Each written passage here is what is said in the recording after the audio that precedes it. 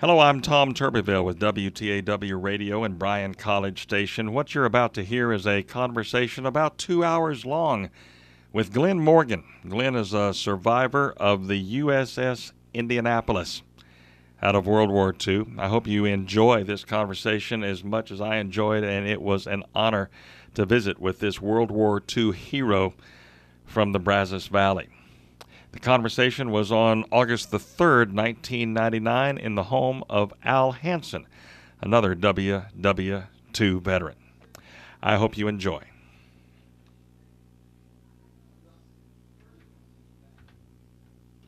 Well, where do you want to start? You want to ask the questions and everything? Well, I to be honest with you, I don't know where to start. I've been looking forward to meeting you for so long since I found out that, that's nice. that you lived here, and what a remarkable story that you do have. And tell me a little bit about, obviously, your service to our country.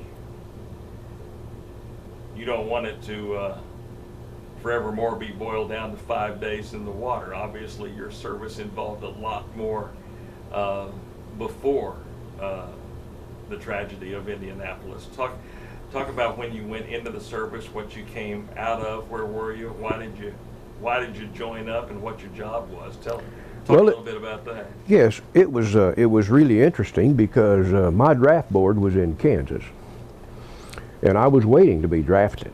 I knew I would. But I never got a draft notice, and then it had occurred to me that they might not know where I was. So I wrote them a quick letter, and immediately I got drafted because I was in Southern Illinois at the time. So one of my high school friends and myself and another fellow I didn't know, all three of us were late people to be drafted. And we all got on the train at Salem, Illinois, and went to Chicago. We got off the train at Chicago and went to the Army recruiting or wherever they were doing this business, which was right uptown. It wasn't far from, I think it was Dearborn Station. And we just walked up, and there were a line of fellows there going through some kind of an inspection.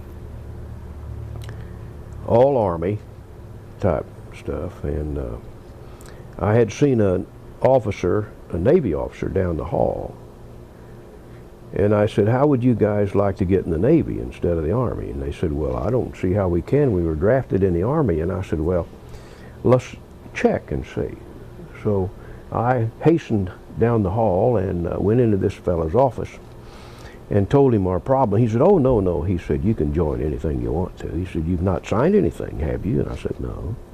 He said, down those stairs, down a block, turn right, across the street, and he said, there's the naval recruiting station. So we went to this business, and I said, well, we'd like to get in the Coast Guard. I thought that would be pretty clever if I could pull that off. And they said, no, you can't get in the Coast Guard. The idea being that I wouldn't have to leave the States. That's what I thought. They said, no, the Coast Guard's full. But at any rate, after the Marine had made an attempt, I worked for Texaco at the time. And I worked in the engineering department, and they gave me some papers and said, look, they may need your services in the Seabee. So, but I didn't really want to get in the Seabee. So after the Marine came over and did his pitch, and the Seabee guy came over and did his pitch, we all three joined the Navy. And after boot camp, we all went different ways. But the interesting thing, and there was a reason why I was a bugler, simply by accident. So I was trying to do whatever came easy. So in boot camp, I took my cornet from band there in high school, and I would sit and play it in the head, and that's the restroom, because they didn't like for me to play it. And they said, go on and blow that thing some other place. So I was playing it in the head, and this was really better because actually in the head it sounded a lot better. It had a kind of a reverberation to it. Like singing in the shower. Yeah, sort of singing in the shower type thing. So some fella came by after a week or two and heard me playing and said, say, he said, why don't you come over and get in the drum and bugle corps? Well, I said, what does that get me? He said, get you out of a lot of marching. Well, I said, that sounded good. So I did. So I was the company bugler. And I did get out of a lot of marching. I went over and took a little test, and they said, well, that's great. It was, bugle calls are pretty simple to play. You don't have to push any valves down. So I could read music, there wasn't anything to it. So each night then for our company, I would go outside at night and I would sound the preceding call for taps, which I'd have to meditate and deliberate on right now to think about it. Very, very nice, beautiful call. And once I played this, then I would sound taps every night.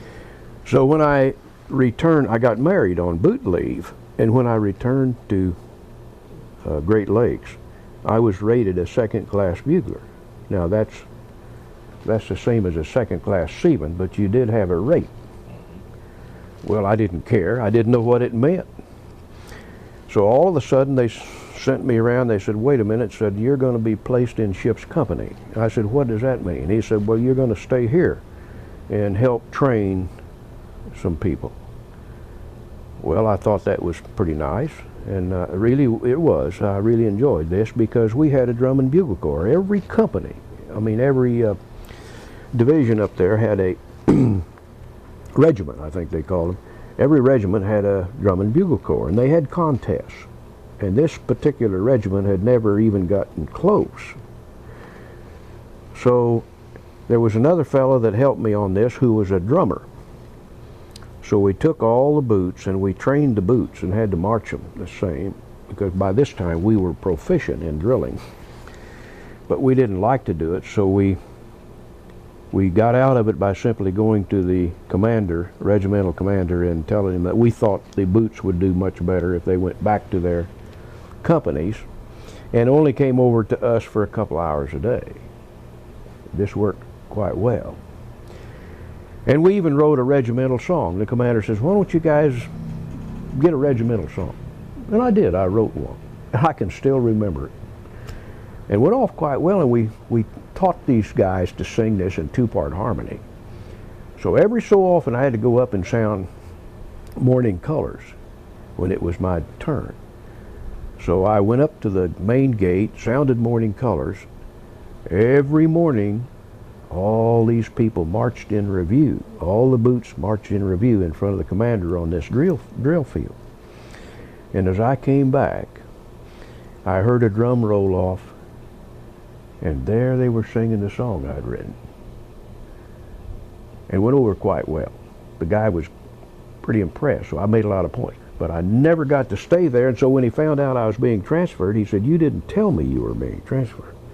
Well, I said, I didn't know it really made any difference. He said, yeah, it does to me. But he said, I can't do anything about it now. So I was transferred to the West Coast and attached to a troop transport. So while they were getting the crew together on Treasure Island, I went to gunnery school. I learned how to fire a 5-inch .38. I could fire it. I could set the range on the projectile and so forth. And they also sent me to fire school to teach us how to control the fire aboard ship. And after I did all this business, it seems that they couldn't get the reduction gears to functioning properly in this troop ship, which was at Bremerton, Washington. So they were trying to get this business fixed up. It was called the General Tasker H. Bliss. And I was be the only bugler aboard this thing. But like I say, I had these other duties too.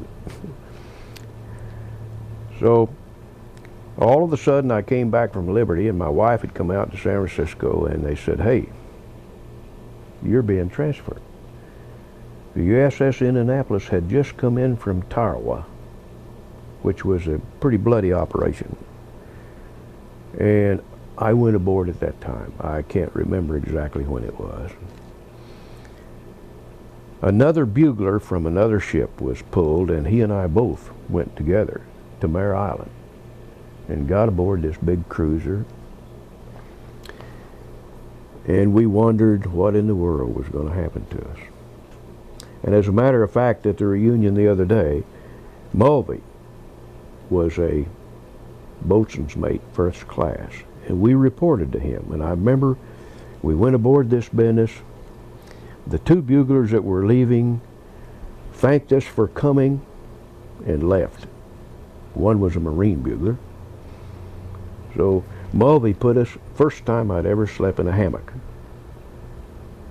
But one night, and then they gave us a bunk. So that was my entrance to the USS Indianapolis. But at any rate, remember, buglers don't just toot the horn, they have to do other things. Right. And for some reason, my position was on the bridge. I never got off of the bridge all the time I was on there. So during general quarters, it was my job to go up and relieve the JL telephone talker. Well, this is a guy that has a set of earphones and a little phone on his chest. And it's a sound-powered phone with little carbon granules that wiggle when you talk and send a faint electric current down the line, and there's no outside electricity or power. It generates its own. And they're quite good. They were quite distinct. So every time they had general quarters, this is what I did. I went up and relieved the JL telephone talker. So I'd never done this before, and I didn't know what you were supposed to be doing. Nobody told me. But there were only two of us, and when they would sound general quarters, at that time, both of us stood these watches, 24 hours on and 24 hours off, down in Central Station, which was way down in the bowels of the ship, and there was a huge control, what do I want to call it? I'll think of it in a minute. But at any rate, it kept the ship going straight and all this business. Gyro compass, huge big gyro compass set there in Central Station. And we had a loudspeaker there. We just take our bugle and stick it up in the microphone and toot. Then when general quarters was sounded, you climbed the ladder all the way and went all the way to the bridge. I did. The other fellow went to a place called Battle 2. Then I relieved this guy of his telephone. So the first time we had general quarters, I happened to be the one that sounded general quarters. I took my horn, I climbed the ladder from Central Station, went all the way to the bridge, and the ship was pulling out and was out off of San Francisco. I relieved this man of his phones. He gave me a big steel helmet to put over these earphones, great big regular steel helmet. And I waited, and all of a sudden I heard somebody say, "Bridge, this is CIC." Now what we were having was a drill. We had enemy planes coming in. I didn't know this. I didn't know what was going on. And CIC said, this is our radar people, said, "Bridge, CIC is on the line." And I said, "Well, Bridge acknowledges CIC." And about that time, fire control says, "Bridge, fire control is on the line." So I said, "Well, Bridge acknowledges fire control." And all these other people throughout the ship that were attached to this particular telephone system came on the line. A lookout, Battle 2, steering aft. So I stood there, and all of a sudden CIC said, now here was the captain up here and all these people on the bridge. We were standing right out there. And this is your first time on? First time. And they're doing a drill? And they're doing this drill, headed for Hawaii. Is this Captain McKay? No, this was Captain Johnson. Okay. He was a little fella, and he was mean. He was good, but he was mean. I thought he was mean. He was tough. He's a little fella. And several things came up later that made me think he was very, very Navy, as were most during World War II. But I stood there, and all of a sudden, CIC said, well, look, Bridge, this is CIC, we have a merged plot at 90 miles. And I said, you punch a little button to do this. And I said, Bridge acknowledges merged plot at 90 miles. And about that time, there's a little space in between, and pretty soon CIC came on again and said, Bridge, CIC, we have bogeys at 40 miles. I said, Bridge acknowledges bogeys at 40 miles. I waited a little bit wondering what was happening, and about that time a lookout came on and said, Bridge, this lookout, starboard lookout number so-and-so, he said, we have an unidentified aircraft coming in at 040 or a 20-degree relative bearing, 020 degree. And I said, Bridge acknowledges. And about that time there was a little lieutenant commander that was standing over there, and he'd been watching me. And he walked up to me and he said, Sailor, he said, are you hearing anything on those earphones? And I said, aye, aye, sir. He said, have you been reporting it to the captain? I said, is that what I'm supposed to do? He said, you mean you've never done this before? And I said, no, sir. He said, well, look, very congenial fella. And he said, look, let me show you. And he put this thing on, a whole new world opened up. And there he was, going over reporting all this business to Captain Johnson, and Johnson was okay and okay. That's all I had to do was report this business. He said, you got the eye? And I said, aye, sir. I believe I have. And I did. And a whole new world opened up there, and I found out that a merged plot at 90 miles meant that there were friendly and enemy airplanes together. I found out that a bogey was an enemy airplane.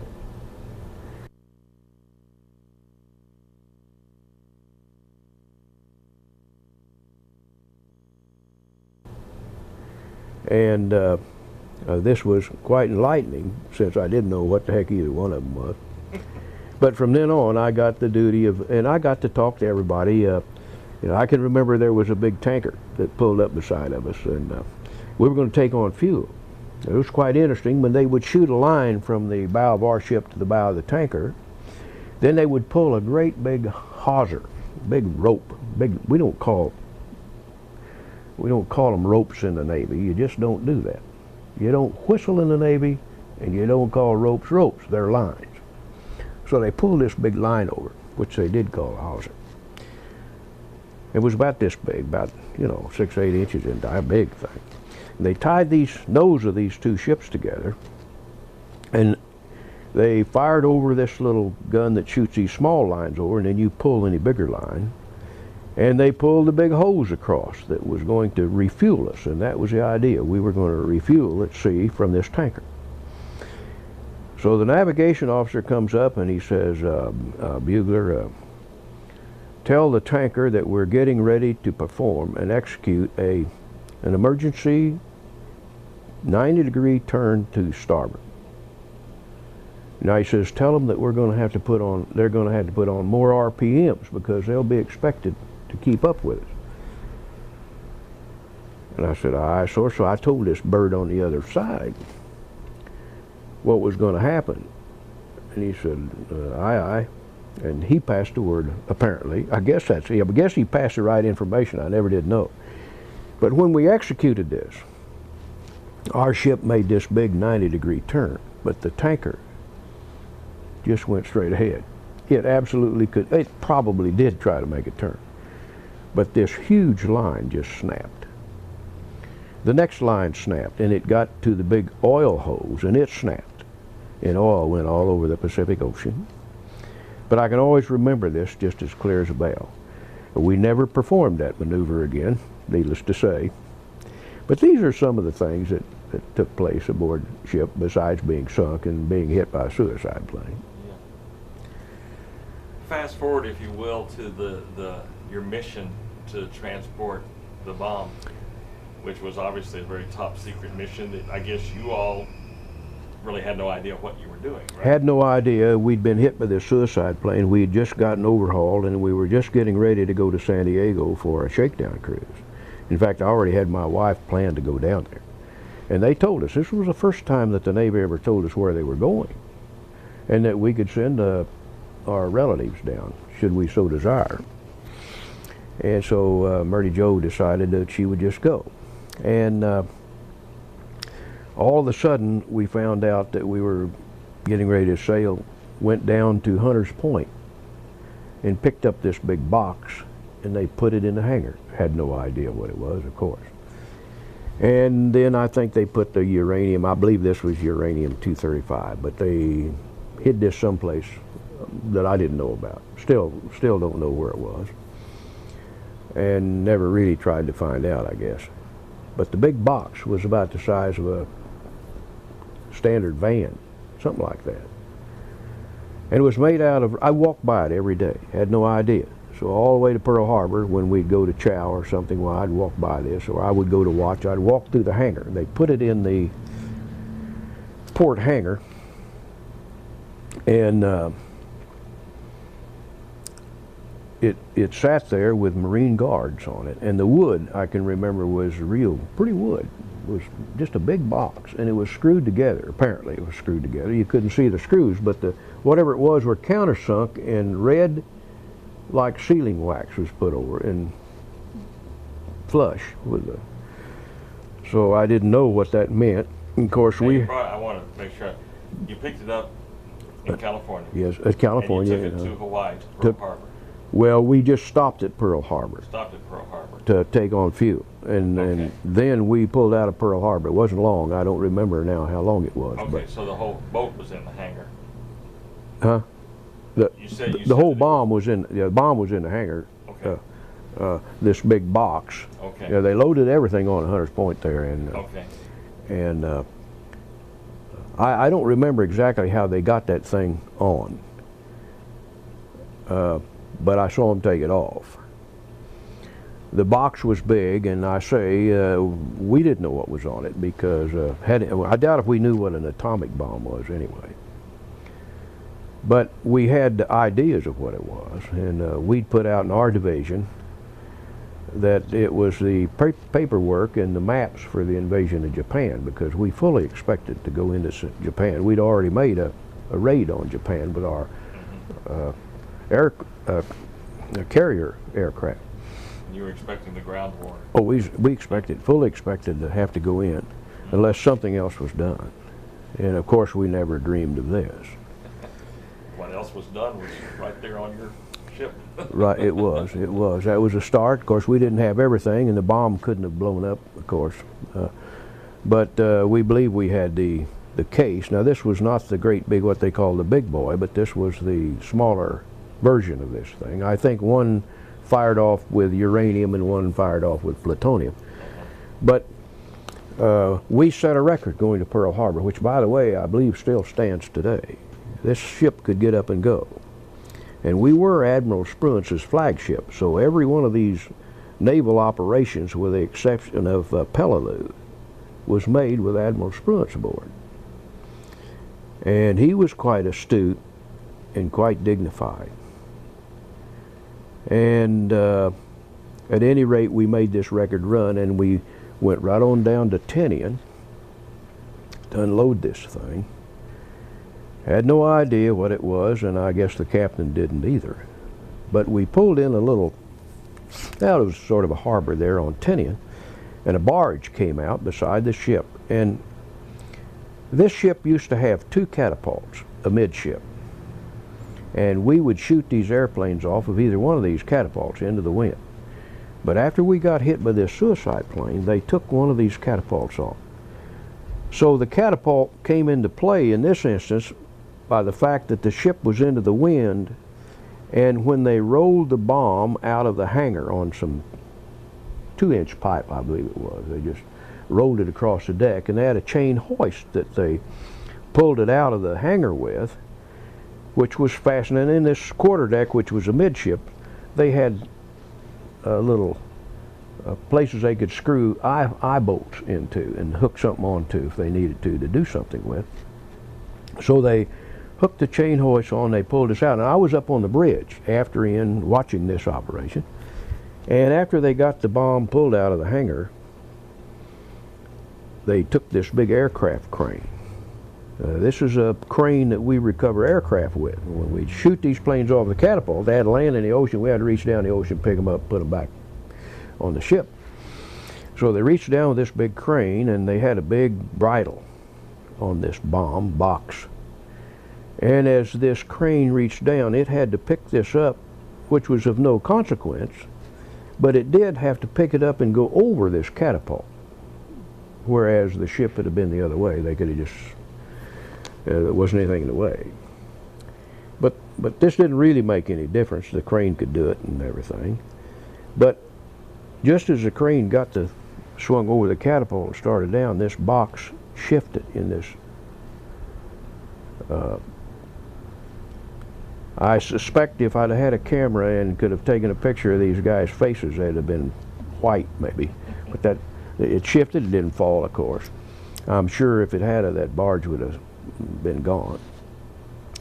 But they unloaded it and took it over to the beach, and then we got underway and went down to Guam.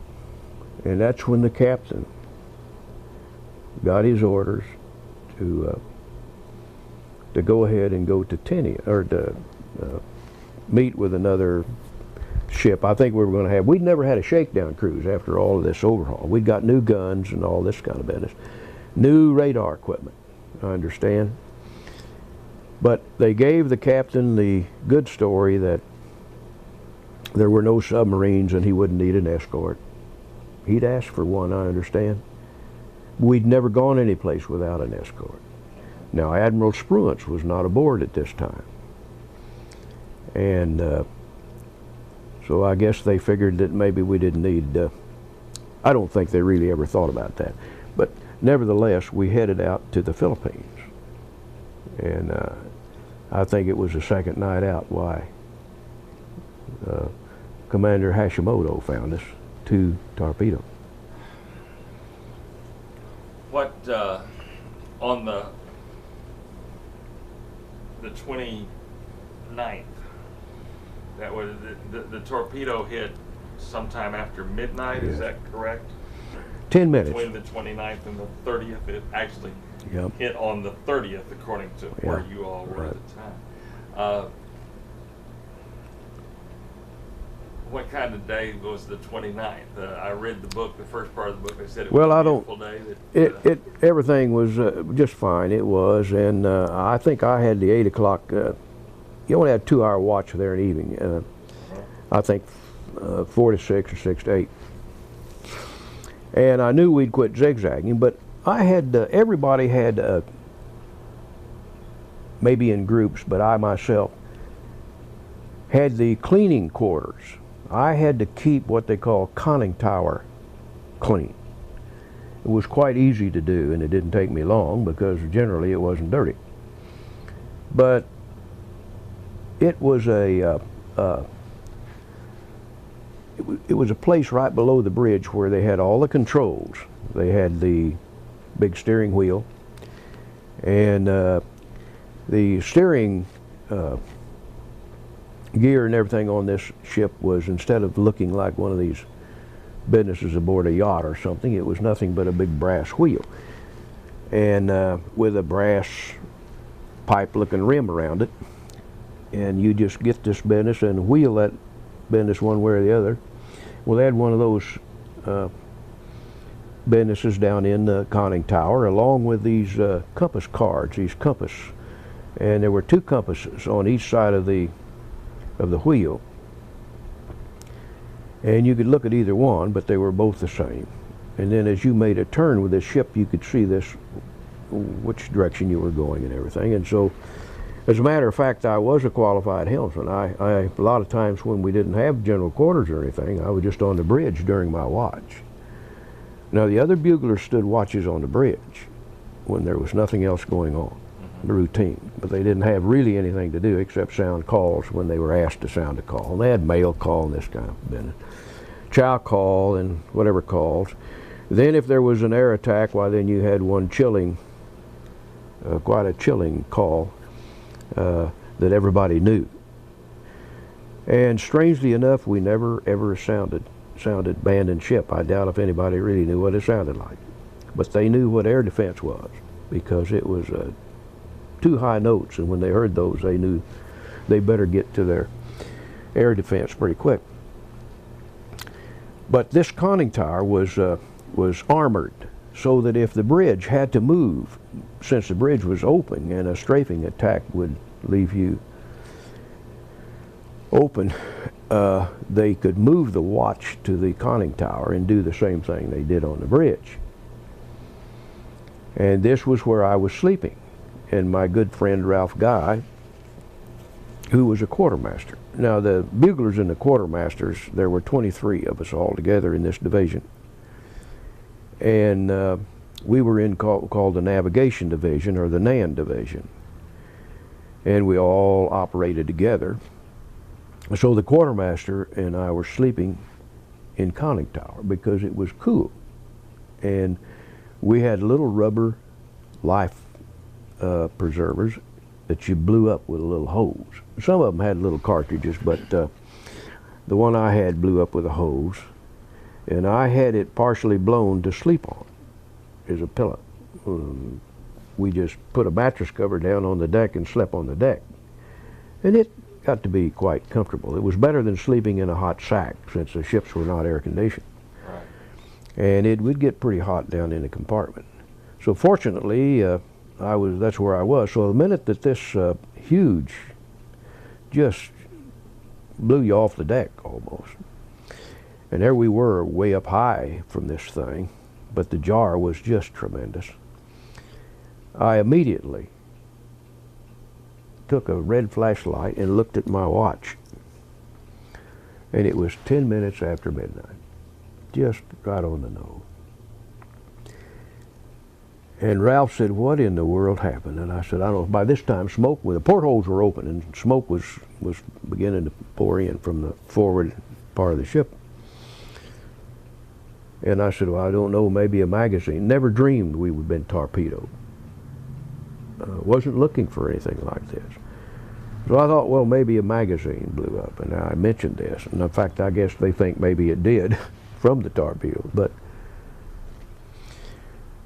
the idea was, I had a watch that was certainly not waterproof, and my wife's mother had given me a real nice Elgin watch that I had put in my locker. I didn't want to wear it, and I purchased a watch from a sailor, and he said, "Now watch it. When you pick it up, it'll fall apart, but it keeps good time." So the reason I mentioned this was that the next day, when I looked at my watch, it had stopped at 20 minutes after 12. So 10 minutes had gone by from the time that I looked at my watch till I hit the water. Now, the ship was not under yet. But when they say 12 minutes, that's pretty accurate, I would say. And that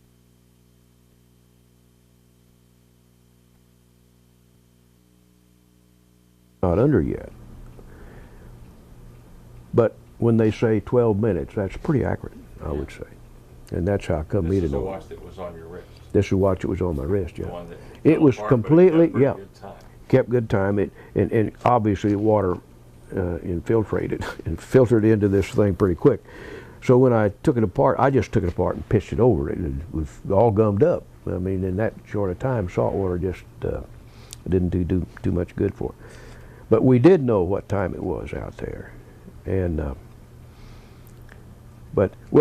I got off the ship in a kind of a unique way, because when this thing hit, Ralph said, "Should we go to the bridge?" And I said, "Yes, we better." So by this time, this thing was canting quite rapidly. And the ladder that we went to the bridge with, there were two ways. There was a more step business ladder on the after end of the bridge. But to get out of conning tower and go straight to the bridge, there was a vertical ladder right there, just a steel ladder. But by this time, it was laying in a negative fashion. That is, it was kind of hard to hang on, and because you wanted to fall away from it. But both of us made it up, and somebody hollered, and we thought they were hollering for me, and he said, "I believe somebody's hollering for you." And I went to the forward part of the bridge. By this time the deck was about maybe 45 degrees. So I walked up to the high side, and there stood the other bugler that was on watch, because we hadn't had any general quarters or anything. It was just a routine watch that was on when this hit us. And Lieutenant Orr, who was quite an astute fellow, was very calmly hollering over the side with a megaphone to throw all the life rafts over. Well, by the time I'd gotten up there, they'd already decided to abandon ship. And I said, well, Lieutenant Orr, are we to abandon ship? And he said, the word has just been passed. So I asked old Donald Mack, he was at the reunion, by the way, if he was going to sound abandon ship. He said, just as soon as I get the order. But nobody ever gave it to him. So, not thinking too clearly about my good friend, I said, well, Lieutenant Orr, I'll see you later then. And I crawled over the side of this railing on the bridge and actually jumped into the second deck down, which was a signal deck, which protruded a little bit, and there was an alidade, or one of these, was a spyglass with a compass card on it. In other words, it would look through this business and you could tell where the other ship was and read a bearing on this thing, because it was always a relative type thing. So I jumped down, I could see this, and I jumped between this alidade and this signal bridge banister, and I did all right then because I realized I didn't want to hurt myself.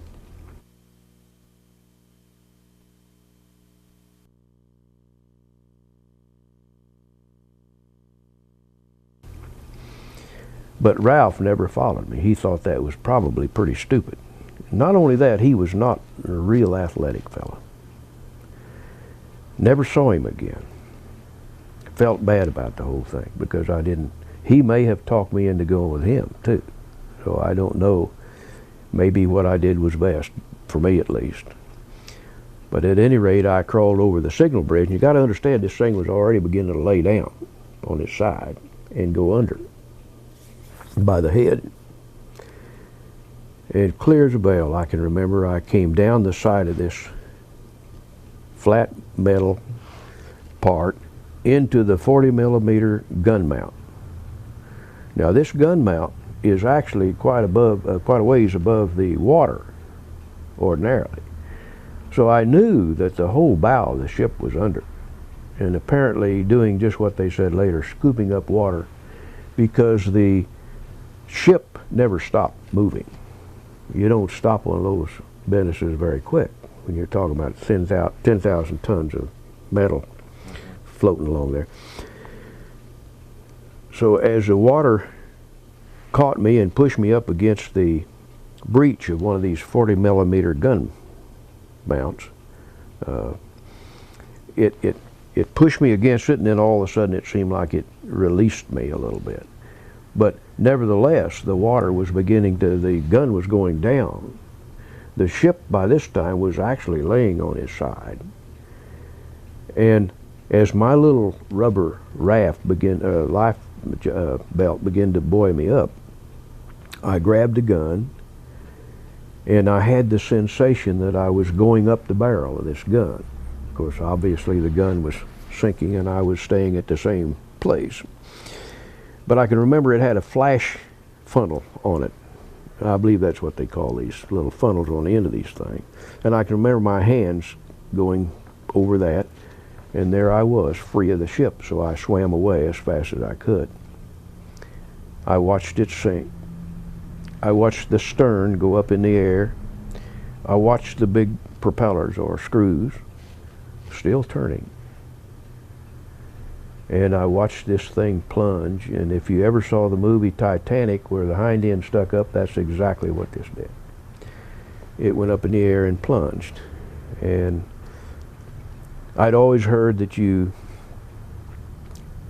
you could get sucked under. I don't see how you could have. The boiling water came up, air came up from this thing. All the air that was trapped in the various little nooks and crannies, I presume, burst forth and came up and boiled, and the water out there has a lot of phosphorus in it, and you could see it was white, just glowed. And there our old ship was gone. Where were you right then? Well, I was off of this bubbles of air. I was away. I'd already did the Australian crawl away from the thing. And then I looked. Did you have on a life jacket? No, I didn't.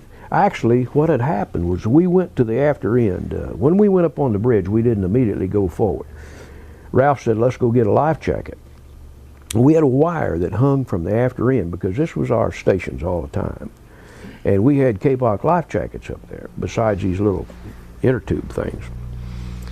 And you couldn't, you had to wear these little inner tube businesses all the time because you couldn't eat chow without having one on. It was a routine to keep on all the time. So the minute that we got up, the blast hit us, I just hooked it around my waist. But we went aft to get this, and there was not one hanging there. They were all gone. Somebody had gotten Ralph's and had gotten mine. Well, this didn't really bother us, so we didn't think too much about it, or I didn't at the time. And it wouldn't have made any difference had I had this little belt on or not. It was, swimming came so naturally that it just wouldn't have made any difference. But I struck out for an airplane that I could see. So we have an airplane on a catapult. Always stayed there during good weather. If it was real rough, they'd take it and put it in the hangar. But they had this airplane. And this was a new type airplane. This was called a Curtiss SC, which was an underwing plane, and that had a little dihedral business on it. And I remember the cowling looked like a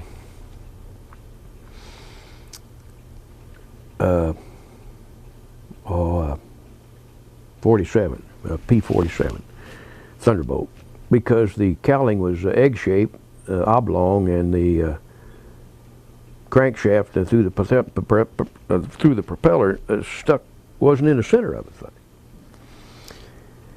Is that the airplane you're talking about? Is that what would be called a PBY? No.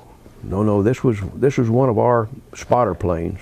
And we used to have 4 of them, and when we got hit with a suicide plane, they went back and they revised this thing and they put these Curtiss SCs on. In fact, the pilots had to go and learn to fly these things again. Okay. They were a little more powerful, a little speedier, and had a little more armament.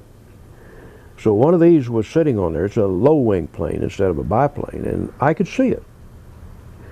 It had been fairly dark, but I'd been asleep, and it had been fairly dark, I guess, but I could see the moon in an overcast, and it was sort of an eerie glow like, and I could see this plane. Now you're in the water now. Oh yeah, I'm in the water. You're swimming. You've got your little inner tube. I got the inner tubes holding me up. Yeah, I could stop and rest, but like I say, I could have done it anyway. But right. I saw the plane. Fact is, to swim with the thing on actually hindered you. But now remember, I still had my shoes on. I would have, if I'd have had to swim without anything, I'd have probably kicked my shoes off some time back. I'd put my shoes on when this thing hit. Right afterwards, and but you see the plane, and it's in the water. But I could see the plane, and I thought, oh, boy, what a neat thing! I'll go get up on the plane. And I couldn't fly one at that time. I probably couldn't fly one of those now even. But at any rate, I swam to the plane, and as I got to it, it was beginning to cant. And fortunately for me, there was a life raft right there underneath the tail. And I could see the plane was sinking. Apparently, when this thing hit, the pontoon was fastened to the catapult business in some way. I didn't know how it was fastened, but obviously it has to stay on there till they're ready to shoot it off. So apparently this had broken through the metal on the pontoon, and the plane sank.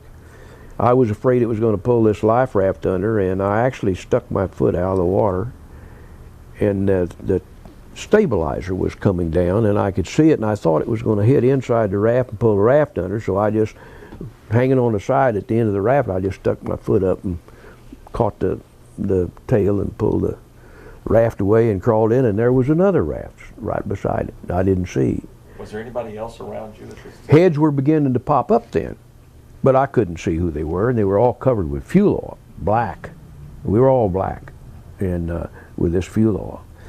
So the next raft, I got in this raft and reached over to this other raft, and I tied this little hank of line, and little hanks. I tied this together, and a few more people came in. There it is. Need to answer that. Okay, so were these 3-man rafts? Are they? No. These rafts are about. How many have they designed? Oh, they'd hold 6 easy enough. Okay. Yeah. Okay. And so you're in one raft and you're trying to save the other one. Yeah, I tied it together, and 2 or 3 people crawled in, had no idea who they were, you couldn't see, and nobody said very much. And then somebody pointed to a black blob. Now remember, there were cries for help, but all of a sudden this quit. There was nothing else that we could see except this one little black blob sitting over here, and it became obvious that this was a life raft of some sort. And it did. It turned out to be 2, but lobbed on top of another. They were partially lobbed on top, and there were 3 people in this. So we would holler at each other and say, well, paddle this way and we'll get together. And we did. We had all 4 rafts in, all tied together in a big rectangular shape, and with space in between where they could move apart. And everybody sort of got over in the different rafts and equalized everything up. And that's where we spent all our time. Very fortunate, but all the time we were there, you couldn't believe that we thought that we were the only survivors. Is that what you all look like? Yep. Right there? That's it. Okay. That's 4 rafts. I don't know if that's you. Don't know. I doubt if it's me. I No. wonder if that's your 4 rafts tied together there. No, actually, I'm sure it wasn't. We were picked up, some of the last picked up by the Ringness. Some of the guys had to have help getting up. We had this one fellow that was burned. We lost Lieutenant J.G. Freeze, died about the 2nd day, and he was apparently burned. We didn't know he spoke articulately enough, came out a porthole, he said, but by the evening of he was on one of your... He was in the raft next to me, yeah. And they had some Kapok life jackets over in this raft, and he was laying on these in the water. You lay in the water in these rafts. You're not up high out of the water. You just sit down in the water and up to your navel generally when you're just sitting there. But they keep you afloat, and probably in rough weather they could handle some pretty rough waves, I imagine, as long as you hung on to them. But Lieutenant Freeze died, and they decided to see if, actually rigor mortis had set in the next morning. They couldn't find a pulse. They wanted one of us to come over. I didn't want to do it. And so they took his clothes, and I don't think they took his clothes, took his watch and his ring, and they just slid him over. I couldn't look. Well, like I say, I was over in the next raft. But we were all together there. And the next day, not another soul in sight. Nothing, no debris, nothing. This is when dawn broke the next morning. Yes. And then everybody began to get sick. We didn't know we'd swallowed fuel oil, and we didn't think anything about sharks. My goodness, there's a lot of sharks in the middle of the ocean. But the weather was fairly rough that morning. It was white capping a little bit, and somebody in one of the other rafts had let what I thought was a can of pyrotechnics go, flares. And I said, well, who let that go? And somebody said, well, it was an accident or something. And I said, well, I'll just go get it. So I started taking my shoes off, and the fellow sitting next to me, who turned out to be a real leader in this thing, said, well, wait a minute, Morgan. He said, look out there. And there was that classic fin going through the water that you see when you say shark. He said, go if you want to. But what was happening, this little old light can wrapped up in canvas. They were all in little canvas-like business, and you had to kind of work to get them open. Was just floating away in the wind because it was traveling much faster than we could travel. So it was just drifting away, and I didn't want to let anything go. But I did. I said, well, I'll forego that then. And yes, so, sir. I'm yeah. sure you did. So I let that go. But yeah, we weren't really bothered with sharks like the fellas in the water. The fellas in the water really had a lot of trouble. Now, And I want to get yeah. a picture of this. A certain number of people of the 1100 and whatever 1176.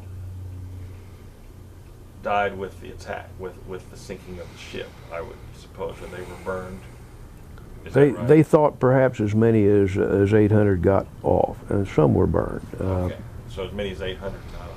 That's their guess. They didn't really know. And these 800 were either, like you, either on rafts, hanging on to rafts, Or had in life K-Pop jackets, life jackets. or life jackets, but they were, and that's how they spent the first night. They spent the first night, and the guys in the life jackets spent the next 4 nights, Right. or even 5 nights. I think they said 5 nights. I couldn't remember how many nights there were, but Now, we all first- spent the same amount. The first sharks started to appear. Well, the for next those day, people, or- I can't talk for the people that were in the, I only know the accounts that they had, but the very first day was this shark. And strangely enough, I have no idea if it was the same shark or not. Right. But we were very fortunate. I was fortunate that I happened to pick this bunch of life rafts, or that I had seen the airplane, because a lot of people never saw this plane. Mm-hmm. And of course, when the plane fell off, I was quite a distance from it by the time the ship actually sunk. But I just looked back, I could look around to see what I could see. But I saw the silhouette of this airplane. And that's why I came back to it. So fortunately for me, these rafts were here, and they were very well provisioned. And these rafts are all supposed to have water and everything on them, and the deck divisions occasionally go by and change water. I don't think they'd changed the water in this for maybe several years, but the water was fit to drink at any rate. It wasn't salty. But they were little wooden kegs full of water. And then they had a big can that had Spam can, just regular Spam around it, and tucked inside, along with other malt tablets and this kind of business.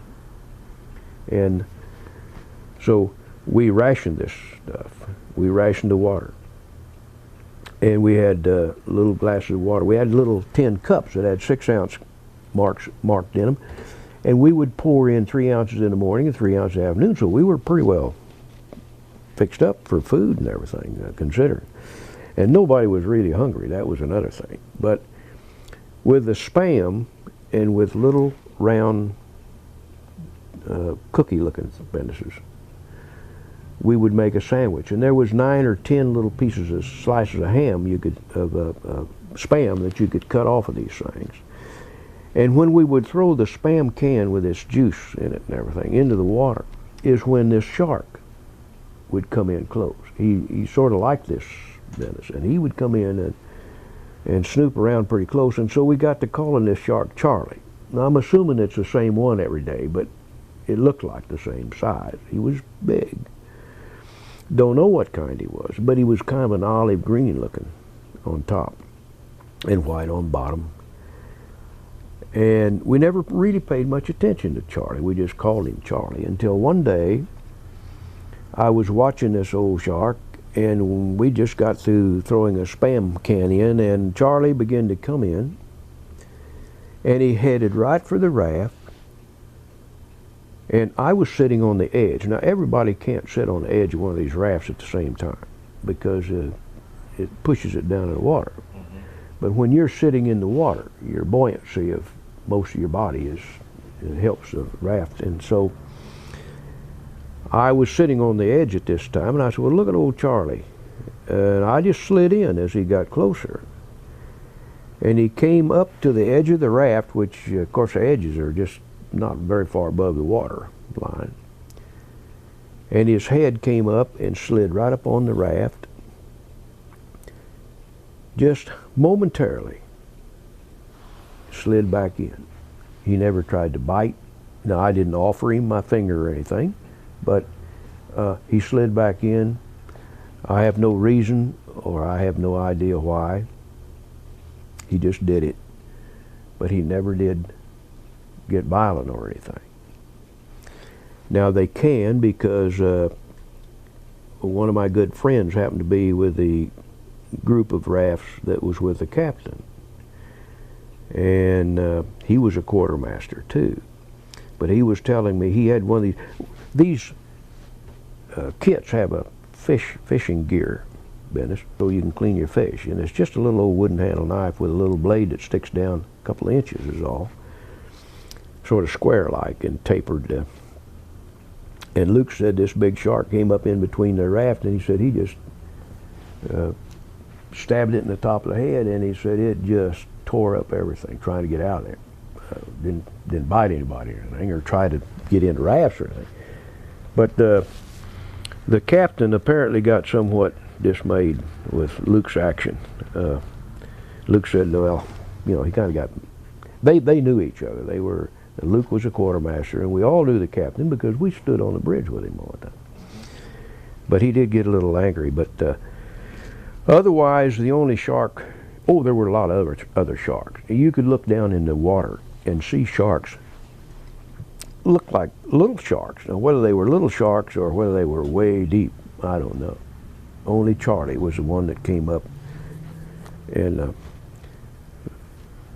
stayed around us all this time. As far as I know, he was there all the time. How spread out were you all? I mean, they told like us. In the daylight, could you look out and see other Oh rafts no, floating? no. There was. This is. We thought we were the only survivors. Oh, I see. Yeah. I see. Yeah. The next day, there was not another soul inside. Lieutenant, I shot the flares. In fact, I have the last red flare. These flares look like a shotgun shell, a 10-gauge shotgun shell. And you fired these things in the daytime. They're just a little puff of smoke. You couldn't see them very far. Night, they look like a Roman candle.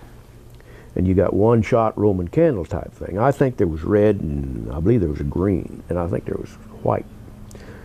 And we had several of these, and a little mechanism that you'd slide. It wasn't like one of those pistols you see in the movies that you fire this pistol and everything. It was a little mechanism you would slide this shell in and pull a little gadget from the bottom and hold it up, and it would shoot. Just like you'd hold a Roman candle up and shoot it. But you had to pull this little plunger and let go. So Lieutenant Freeze wanted to shoot. He was a senior in command at that time. Of your group? Of our group, until he passed away. Well, he was quite coherent the first day. And he wanted to shoot a lot of these in the daytime, and I said, well, I'll shoot a couple, but I said, we really need to save them for night, I would think. And he agreed. Right. And then, so we didn't shoot any more in the daytime. Just a couple, just a puff of smoke is about all you could see. Right. Nobody would see them from the air very far. No. But at nighttime you shot them. Oh yeah, at nighttime. Well, we shot the first night but we didn't shoot them when we didn't see anybody. We shot for some the first night. We didn't shoot any from the first night, from midnight on after we got sunk till daybreak, because first place we didn't know what we had. Right. And we didn't shoot those until the next night. But we found them that day, and then he wanted to shoot them because he died about the second night. And I didn't know there was anything the matter with him, except in the afternoon and the sun was setting. I looked across and smiled at him, and I knew Lieutenant Freeze. I knew most of these people that stood deck watches on the bridge because I was there with them. And of course we weren't bosom buddies or anything like that. But Lieutenant Freeze was a nice enough fella, and he came out of porthole, he said, and he looked just like he had a severe sunburn. He only had his shorts on. But that evening of the second night there, when he looked across, it just looked like he was out of it. You know, I spoke to him and he didn't speak back. And he just laid down and died. And somewhere around 11 o'clock that night, a guy by the name of Fred Hart, he was a second-class radarman. Second class means you're second-class petty officer. And he said, I believe one of you guys come over here and see if you can feel this guy's pulse. Now, I only had 3 guys in this raft at that time. We hadn't moved all these people out of these other rafts and got situated. But Fred couldn't feel any pulse, and somebody said, well, let's just leave him there. In fact, I did. I said, won't you just leave him, and we can tell in the morning. Nothing you could do. So in the morning, that's when they determined he'd passed away, and they slipped him overboard. But when you were shooting these flares at night, no one else was shooting any flares that you could No, see. the last night we saw one. We saw one way on the horizon. On the last night? The last night, but we'd already knew that we were going to be picked up. Right. And that's when we said, well, by golly, we believe somebody else is there. So when actually on the 4th evening, my friend in this raft, Ken Lanner, was a signalman. And everybody was dejected and not saying anything. And, you got to where you weren't the best of friends. Guys would get grouchy, you know. And but old Ken was sitting there, and he said, hey, Morgan. Now, I didn't know Ken before. I knew he was a signalman. And he's on the deck below me, and I'd pass him occasionally, say hello. But he wound up being in this next raft to where I could just talk to him. And he said, look down there. The sun was setting in the west. And look down there on the horizon, he said, and tell me what you see. He said, is that a bird? And I looked down there, and yeah, I said, I believe that must be a bird. And about that time, a little flash of light came off of it. And it looked like a little black dot going back and forth. Later, we found what looked like was going back and forth was they were making circles, and of course from our angle it just looked like they were going back and forth. So when that glint of light came off, I said, gee, I believe that's an airplane. And by this time the other fellows began to kind of perk up. And so we felt like that we were going to be picked up. Maybe what day was this? I think that was about the evening of the 4th, okay. 5th night, I guess it was. Well, we was only out there, I believe, 4.5 days and 5 nights. I can't even remember that part, but I know that this was evening and going into the evening of the night that we didn't get rescued till the next day, till noon the next day. Mm-hmm. But after seeing this plane, we were enthusiastic and came to life, you might say. So that then as it got dark, blue searchlights stabbed the sky, just completely, they were just going all over the place. Then we knew that they were trying to let us know that help was on its way. And all of a sudden there was a blinker light up in the sky, and it was an airplane. We couldn't see the plane, we could see the light. And so old Ken took his flashlight. We had flashlights in this thing. And he blinked this airplane, and you could see the airplane blinking back. I said, what do you say? What do you say? He said, I said, what did you send? He said, I sent SOS. And I said, what this guy said, Roger Wilco. Well, I said, what else? And he said, that's all. He's now not blinking anymore. And never saw him again. So it wasn't until the next morning when the wind came up and we ran into 2 rain squalls. And I know the water got pretty rough in these squalls. We actually caught water. Caught water in one of these big 4 by 8 foot canvases, and we couldn't drink it. It was salty. It was just brackish enough you couldn't drink it. But we washed this canvas out with our hands and folded it up and tried to keep it out of the salt water. And sure enough, we ran into another rain squall. Another rain squall, and we did catch water. So we were one of those groups that just were more fortunate than the rest, I feel like. I'm going to stop you real quick because I want to change. I don't want to be sitting here and run out. I got 4 minutes.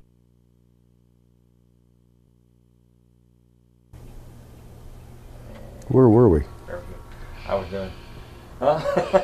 You're doing fine. Oh, we were at the rain squall. We had fresh water. Yeah, we did. Yeah, we had some fresh water, and we all took a little drink of it.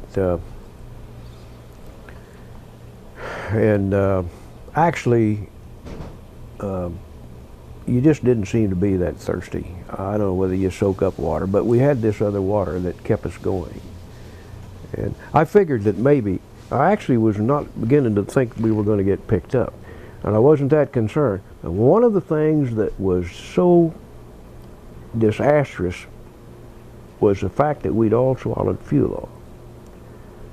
And you were getting sick? Oh, the first day, and I didn't mention it while I was going through this little narrative, but not only did you get sick, but you couldn't see. Your eyes began to burn. And I would sit and spit in my hands and wipe my eyes. Just burn like fire.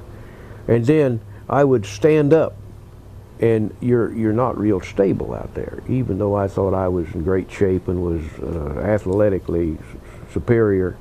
How old were you on this day? Oh, I was probably 20 when this happened. But when you stood up, you couldn't look, or you'd look around the horizon, but standing up didn't seem to put you any higher. You just couldn't see over the next wave, it seemed like. But you'd look around hoping for help was coming or something. You'd see something. Never saw a thing. And we saw airplanes way off occasionally. We had little flashing mirrors, little mirrors. Well, I had one, it was a little signaling type mirror. And you had to be kind of proficient with it to use it. But there was a way, and if you read the directions, it was easy enough to do. But the fuel oil that we all swallowed, and I guess everybody must have got as much as me, but it would make you vomit. And so for some almost 12 hours, you would sit there and you just get so sick, you just want to go ahead and die. That's how sick it made you. And this black oil would come up, and then you just dry heave, and you dry heave. No more oil would come up, but you'd still get sick. So finally, sometime in the later part of that afternoon, just before dark, I heaved, and green material came up, some kind of bile, right out there in the water in front of you. And I thought, oh my, what's happening to me now? But you know, a strange thing was I began to feel quite well. It was such a relief because I was no longer ill. And you almost felt joyful to think that, that you were finished with that part of this episode. But your eyes still burn, and sometime during the next day this began to fade away, and you could keep your eyes open without those things just open or shut. They just drive you crazy. So you can imagine what these people in life jackets all this time, how any of them survived was a miracle. And whether or not, I often wonder if I'd have been in their shape, could I have made it? I always felt like I could, but you never know how you'll react to some of this kind of business. But after this was over, it really was not that bad. And as a matter of fact, we had what they call a floater net, and this floater net was rolled up, and the first night a guy came up paddling up to the raft on top of this floater net, and he was riding it just like a cigar and paddling it, laying down on it on his stomach. And as he came up to the raft, I tied the floater net to the corner where I was sitting, and I said, well, come on in. No, he said, I'll ride this out till morning. And he stayed on this till daylight, and then he came on. So we had this floater net tied up all the time, and for a couple of days it would just come up and bump the raft, and if I was sitting up on it, it'd come up when I least expected it and poke me in the hind end, in the back sort of. So finally I said, well, does anybody else want to take the floater net and tie it on there? He said, if you want to just cut it loose. And I hated to cut it loose. So what we did then, I said, well, after Lieutenant Freeze died, we had a guy by the name of J.J. Moran. And he, by the way, is the guy that was in the book called All the Drowned Sailors. Was a picture of him in there getting the Purple Heart, and I'm the one standing next to him. And he was with me, and he was a first-class radioman. As he was in command after Lieutenant Freeze died, and he took command. This guy did it. He initiated the water rationing, and initiated the spam rationing, initiated everything, and said, this is the way we're going to do it, and we won't let anybody else go any other way. And they did find some guy that was drinking water in one of the other rafts secretly, but they had kind of a little mock court-martial, and they cleared that up pretty easy. But old J.J. Moran, and the strange thing about it, this fella got killed 7 months later, accidentally electrocuted. Is that right? So he and I became good friends, but I didn't know him. He was in the radio group, and I said, well, he said, I got a message out, at least. We should be picked up tomorrow. And each day we thought we'd be picked up. But old JJ said, I got the message out. And I said, yeah, well, just exactly how do you know you got it out? You're sitting there tapping this key, right? And he said, that's right. Well, I said, just because you tapped a key, how do you know this thing radiated off the antenna? Well, he said, Morgan, I'm smart enough to know whenever the damn thing is sending a signal. Well, I said, how? He said, because I got a big needle there. Later, I understood the process. So on emergency power, he sent the signal. Now, he said, where anybody got it or not, who knows? But JJ was a good man, and we finally, I said, well, why don't we do this? Why don't we take the floater net and push it underneath the raft, and maybe it'll lift us up? Well, he said, we can try. Well, we couldn't get anybody in our raft enthusiastic to do this. And we did try it. And they kind of cursed me out because they didn't want to get up and have to do it.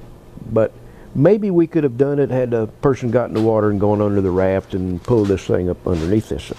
But we couldn't make it stay under there by just sticking it there. But it had floater rings on it, and that's what it was called, a floater net. So when you unrolled it in the water, it made a big rope net full of little round floating discs strung throughout the thing. And so we left it laying flat out in the water, and I was sitting there looking at the thing, and I said, look, why don't we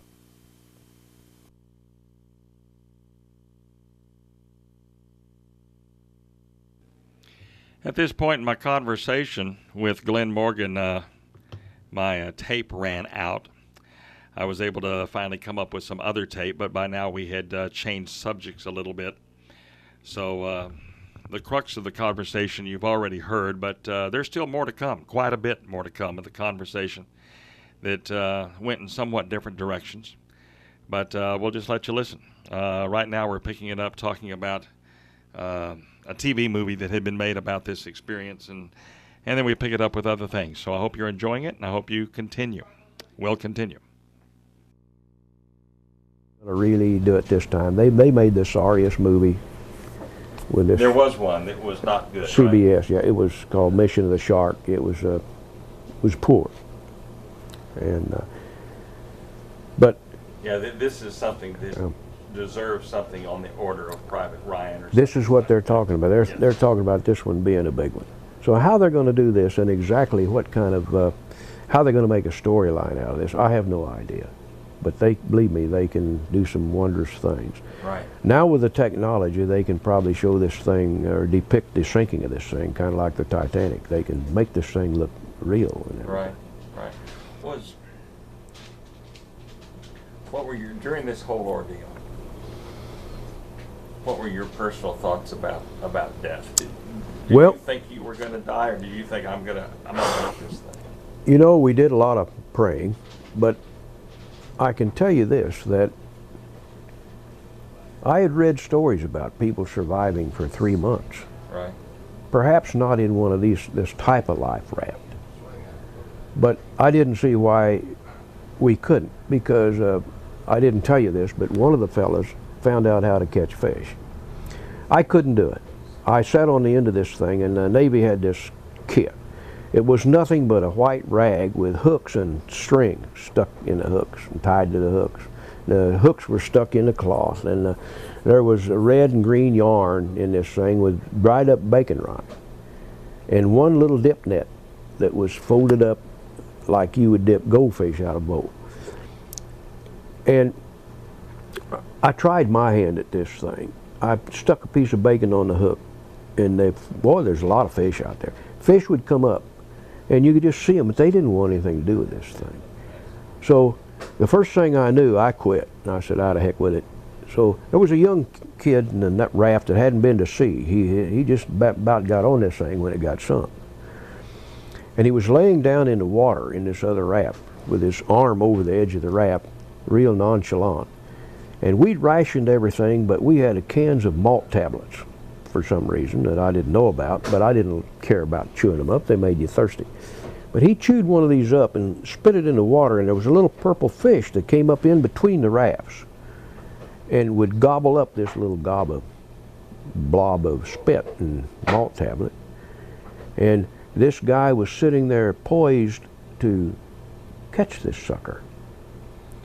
And I watched this guy make a few passes. That little fish always came back. Well, I guess it was the same one. It always came back to gobble this up. He liked that. And I just made the statement. I said, I don't believe you're ever going to catch that fish. And he said, well, I don't care. He said, what else I got to do?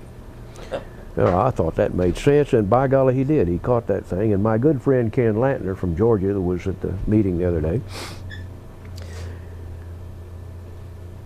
diced this up, and this guy caught some big long silverfish. Don't know what they were, but they were good. Yeah. So we caught 4 of these. He diced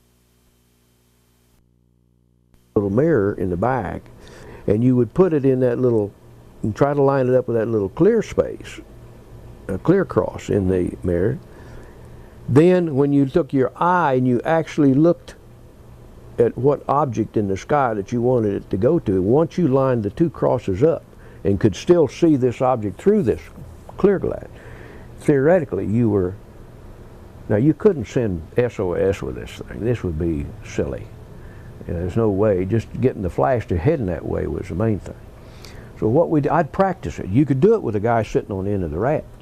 And I would sit there and pull this thing up and learn how to use it, and I could put it right on him. I could do this pretty good. Of course, you don't have that when you're trying to aim up in the sky. So I knew how to use it pretty good. So the last morning when we saw this plane, it was a PB Ventura. Why, everybody had one of these little, I had it hanging on a string on the corner of my raft, so we just pulled it out of the water and aimed at this plane, and this plane quit making those circles way over there. Now this was the last morning, and came right straight over us. So we never found out if he actually saw the signals. I often wondered who they were and did they see the flash, because they quit searching way on the horizon and came right straight over us. Threw out a dye marker, a green dye marker, and then a PBY came over, and we thought, well, he'll land. No, it wasn't the one that landed on the water the night before. This guy just flew over pretty low, and they waved at us out of the blister and flew on. So we sat there till noon, and one of the guys said, and I remember when we got picked up, somebody did a backflip off the back of that raft. And I said, by golly, I never told very many people this, but I was amazed that he remembered that part, because that's what I did. I said, boy, if we get picked up, I'll do you guys a backflip off of this raft. Of course, it was not the greatest backflip in the world, but it was. And in fact, that was the only time that I'd gotten out of that raft. So I crawled back in. Charlie was gone by then. That morning, this other fellow that was burned, he had skin hanging. This was a shearer. Yeah. Has never come back. He said, I've called him several times to try to get these different people that haven't come to come to our reunion. We'd love to see them. But he said, no. He said, I'm not healthy enough to come. And he said, I remember absolutely nothing of what happened, and I don't want to. And you've got to respect that. You bet. You bet. From people, you really do. people, He had skin. He sat there, right. never moaned, never griped or anything with this skin hanging off his arm. Ken Lantner We pulled the raft together. We had bandages. We had first aid kits, all soaking wet and full of fuel oil, except when you unrolled the bandages far enough, you could get some clean bandages, even though they were wet. So we took, they had a bottle of mineral oil in this kit. We took this mineral oil, and I just poured the mineral oil on his arms and let it run. And old Ken took this bandage and took that skin. It was hanging down. And wrapped this thing. The only thing this guy did, the last day he jumped out of the raft and they had to pull him back in, we brought him over into our raft, which was high and dry. And this is another thing that old Moran did. When they got Shearer back in their raft, now remember these rafts, you're sitting up in water, and he was just sitting there shaking. He jumped in for some reason and they pulled him back. He went out of his head. So Moran says, look, he said, let's put this guy over here, he said, because he's going to get pneumonia. So let's get him over. Well, our raft was loaded. So he told one of these fellas to get over in the other raft, and he said, no, wait a minute. He said, why don't you and Morgan get over there? And JJ said, well, look, you get your can over there. And he said, Morgan and I'll spell you off. We shot this guy full of morphine. I didn't, but Ken Lanner did. And we had little morphine syrettes in this thing. And he popped this Shearer with this thing, and he just laid down on this canvas and went to sleep. And when the plane came over, we tried to waken him. He did. He kind of woke up, and I said, come on, Harold. I said, we're going to be rescued. And sure enough, at noon, somebody said, hey, look. And there was the radar of a little ship coming over the horizon, heading right for us. And they pulled right up beside our raft. They'd already picked the captain up. They'd already picked the group up. And they stopped by us and backed down, threw over this big cargo net, and all of us that could crawled up this thing and got in, and the fellas were great. They stripped their clothes off, and I took my one red flare. Missed the little shooting gun, but I know who's got it. He showed it to me, so it's here. I had the mouthpiece from my bugle, or my horn, in my pocket, so I've got that. I've still got the black web belt that I wore off the ship. It's still full of fuel oil, greasy looking. I've still got that at home. But they stripped us off and gave us a darn good meal, and were great.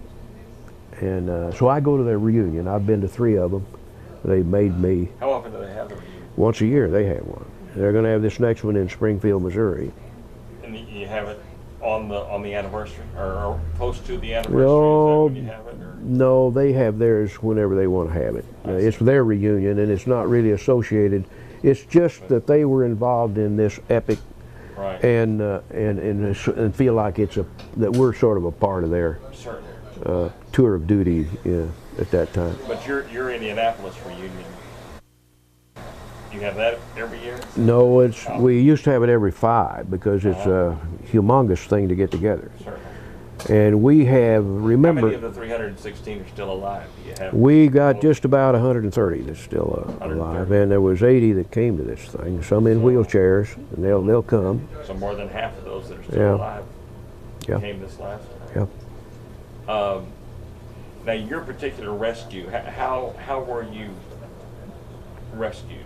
Was it by a boat? Well, the ship pulled up beside us. The Ringness, APD 100, pulled up right beside us and dropped this cargo net, and we just crawled on. I see. Okay. And then they took us to the hospital on Peleliu, which was this the hospital, the Tranquility? Did you go? No, to that? I was on the hospital Tranquility, but we didn't get on that until they took us to Guam. So they picked up my good friend Harrison passed away there on Peleliu. I went over to see him, but they told me he wasn't going to make it. He was still alive. And I felt... He was one, I believe I read in the book that there were only 2, is that right, 2 of who had survived who later died in the hospital. This was one of them, right? Yeah, I believe Harrison. You said that there were only 2. Yeah. He was a little older fella, and his good friend, we were all good friends. In fact, I had him over. My wife had an apartment in San Francisco, and the lady we shared a bathroom with another couple, and she just happened to be the sister of Sammy Lee, who won the Olympic diving championship in England those many years ago, won a gold medal. And we became very good friends, and she made a Chinese dinner. She was Korean, and I had both of these guys, Harrison, the one that died on Pelham, over for dinner. And I remember that evening we went out to this big park where the roller coaster was, and they rode this thing, and then they liked the past. I said they'll never do that again, never do it again. But neither one of those fellas made it. Yeah. I know it's a whole nother story, and I don't want you to go deep into it. But what was the Captain McKay's court-martial? What was that all about? Did you testify? I was subpoenaed. And at this time I was getting ready to go back to work, and this thing followed me to San Francisco, to our apartment in San Francisco. Then it came back to my parents' house, and then it went back up to Southern Illinois where I was. And by the time I got it, the first several days had already transpired up there in Washington. So I called, and they said, well, your testimony is over. That is that part of it. So said, no, we won't be using you. So I think they got enough people to testify, and this was on his behalf. So then the next thing we heard was they flew Hashimoto over here, which was sort of unprecedented. Right. Yeah, there's pictures in here of him coming over to getting ready for the testimony. Yeah. But from then on, it's just what I had read in the papers and everything, and what has transpired since. Yeah. But it was I believe it was a trumped up deal, and of course all of us people. This guy was an astute officer. I was thinking the other day, every day on the bridge, that I was on the bridge, and during general quarters, and I've stood as high as 21 hours at general quarters on the bridge, I watched Admiral Spruance and this captain function as a team. And if this guy was so poor, they didn't say he was, then why would this admiral be even having anything to do with this guy?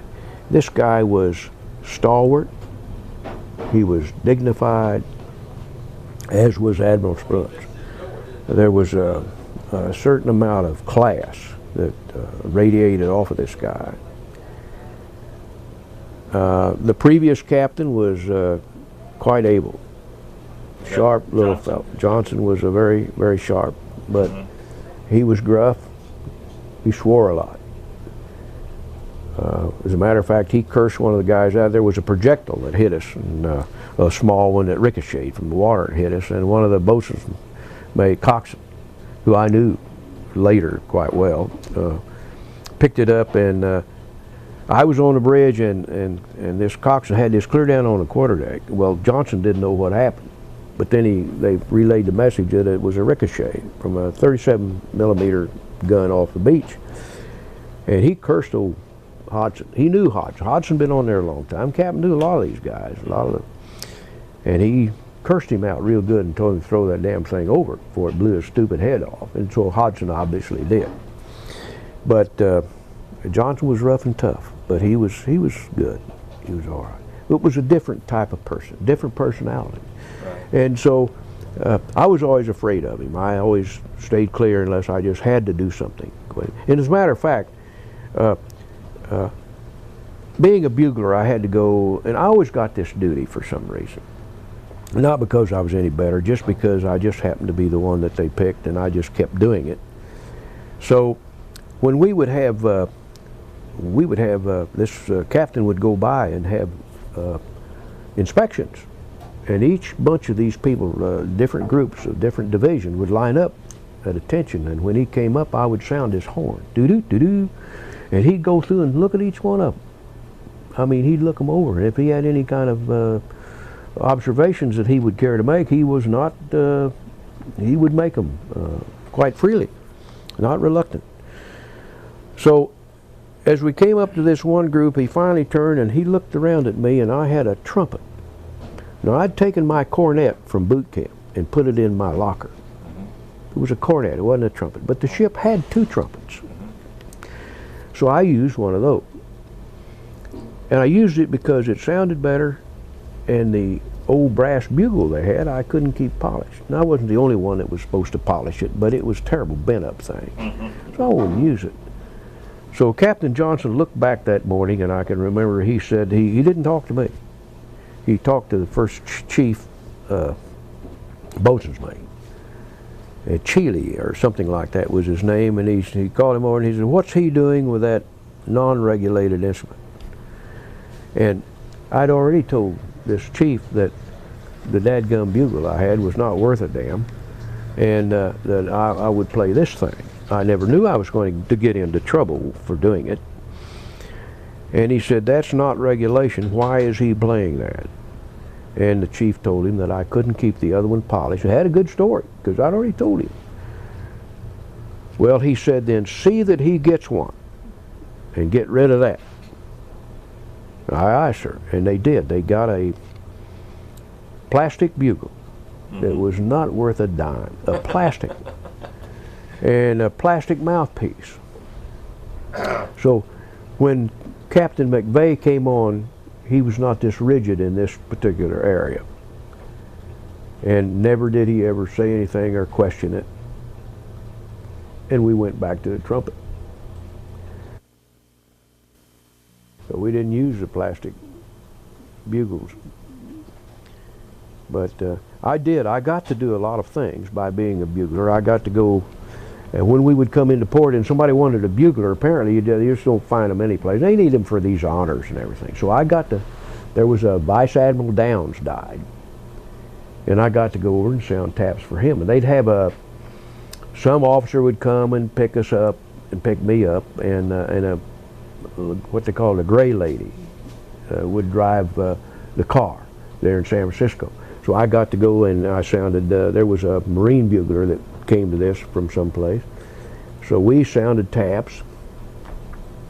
I got to go over and commission a ship across at Oakland one time. Just had to sound morning colors. Little simple stuff, they just use a bugler for them. So I got to do all this, and when I queried the fellow that I was under, I said, "Why is it that some of these other buglers don't get this great opportunity that I'm getting to do this kind of stuff?" And he said, "Well," he said, "simply because I want you to do it. That's why." And I didn't feel like I ought to challenge that. So I didn't. But I did. I got to do a lot of those kind of things. When did Johnson leave and McKay come in? You know, they were talking about it the other day, but I absolutely don't remember. There's some of those things that, to me, that I just don't remember. McKay was the captain, though, for the McVeigh, McVeigh, yeah. excuse me. McVeigh. Oh, yeah, he was a I captain. keep saying McVeigh, yeah. McVeigh, though, was in charge for the mission taking the bomb Oh, yes. over and all Oh, that, yes. so it had been Oh, yeah, prior to yeah, that. yeah. He had several. He was on when the suicide plane hit us. I see. And Iwo Jima. And so we made Iwo Jima. Now, all this time, you understand, Admiral Spruance was in charge of all this business. Right. And the only time that he didn't have an operation, and Halsey had it, was in the Philippines, which we never made, and also at Peleliu, where I first went to the hospital. Palau group, Palau, P-A-L-A-U, or something to that effect, Right. that group.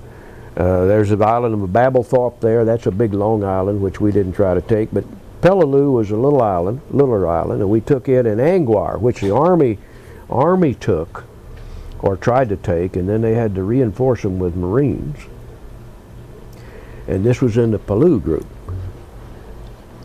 Peleliu is where the little ship, Ringness, took us to the hospital, and we stayed there a couple of days, and then they put us on the Tranquility hospital ship with all its lights showing, Right. Yeah. and ran us from there to Guam, to the base hospital on Guam. Well, I was glad to get off of that thing. It looked like a beautiful, well-lit target. And I was down in the bottom of it in the bunk. So, There's a picture of Admiral Nimitz, I guess, on board. Well, yes, I have carried their bags. That was another one of my duties. Carried I've carried some of their bags. Yeah, big bags. Yeah, I've carried some. I can remember. Remember, there was an actor came aboard one day, Richard Ney. He used to be the husband of Greer Garson. And he came aboard, and we had a boatswain mate. Little things I can remember just pop in your head. Yeah. But we had a boatswain's mate, or a coxswain. The coxswain and the bugler stood watches on the quarterdeck.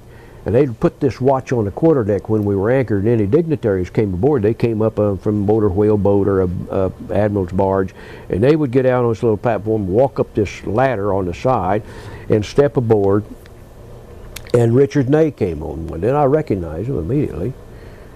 And he asked for the coxswain, who was not particularly with us. He said, "Look, I want you to call Officer so-and-so." And the guy got it all mixed up. And this didn't set well, and Ney got somewhat irritated with him. Now, Ney, I see on television, is some kind of a broker in California. I believe it's the same guy, yeah. But I often thought about that. Old Richard Ney came aboard. Are you on this boat, the Hollandia? Yeah, Hollandia, yes. Hollandia? Yeah, here. I'll show you a picture. It came, says, you landed in San Diego September 26, 1945. Yeah, so it was, in all, it was about a 2-month ordeal before you finally got there. Oh, yeah. Yeah, we were there on the hospital, and then all of us that could moved over to the east side into a submarine camp. Right. And they were mentioning this the other day. They could remember this. Yeah. Where they eat.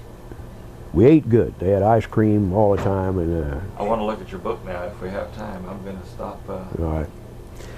Certainly a pleasure. Let me show you this.